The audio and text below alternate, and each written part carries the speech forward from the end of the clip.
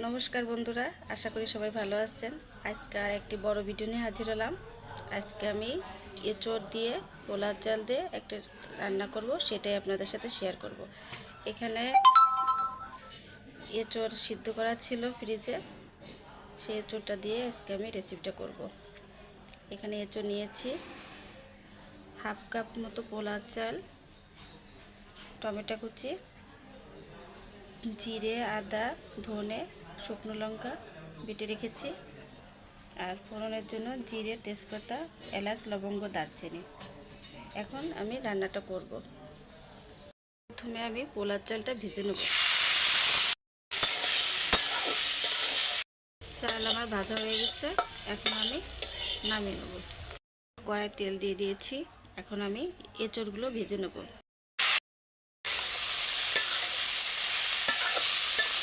এঁচড়টা আমি মিনিট 10 ভেজে নেব। লবণ দিয়ে দিলাম। এঁচড় ভাজা হয়ে গেছে, এখন আমি নামিয়ে নেব। তেল দিয়ে দিলাম, তেল গরম হয়ে গেছে, এখন আমি ফোড়নটা দিয়ে দেব। ভাজা হয়ে গেছে, এখন আমি টমেটো দিয়ে দিলাম। ভাজা হয়ে গেছে, এখন আমি মশলাটা দিয়ে দিলাম। পরিমাণ মতো হলুদ দিয়ে দিলাম। এখন মশলাটা ভালো করে কষিয়ে নেব। মশলা কষানো হয়ে গেছে, দেখুন মশলা থেকে তেল ছেড়ে দিয়েছে। এখন আমি ভেজে রাখা এঁচড়টা দিয়ে দেবো। চালটাও দিয়ে দিলাম।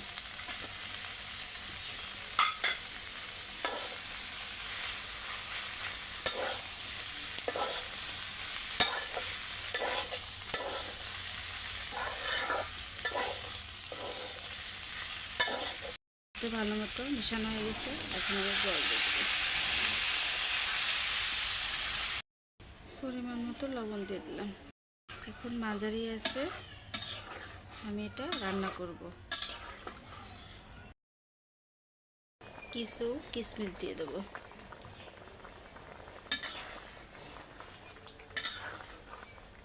চামচ চিনি দিয়ে দেবো।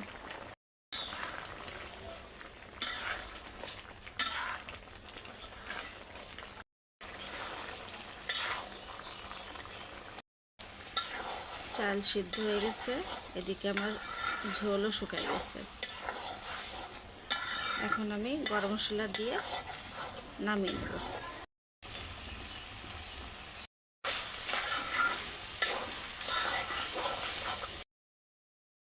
তৈরি হয়ে গেল এঁচড় এবং পোলার চাল দিয়ে মজাদার একটি রেসিপি।